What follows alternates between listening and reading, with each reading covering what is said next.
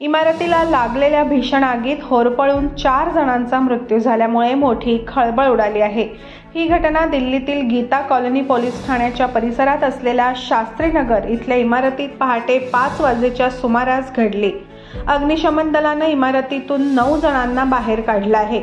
यातील जखमींना जवळच्या रुग्णालयात उपचारासाठी दाखल करण्यात आलं आहे। मात्र यातील 2 मुलींसह 4 जणांचा मृत्यू झाल्याचं डॉक्टरांनी घोषित केलं। इमारतीला लागलेल्या आगीत 4 जणांना मृत्यू झाल्यानं नागरिकांना चांगलाच हादरा बसला। याबाबत बोलताना दिल्लीतील शहादरा जिल्ह्याचे पोलीस अधीक्षक सुरेंद्र चौधरी म्हणाले की इमारतीमध्ये पहाटे 5:22 वाजेच्या सुमारास शास्त्रीनगर इथल्या गल्ली क्रमांक 13 मधील एका घरात आग लागली।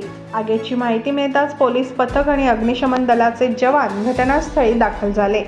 4 मजली इमारतीच्या तळघरात ही आग लागली आहे। मात्र धुराच्या लोटानं सगळी इमारत वेढल्यामुळे आगीत होरपळून 4 जणांचा मृत्यू झाला।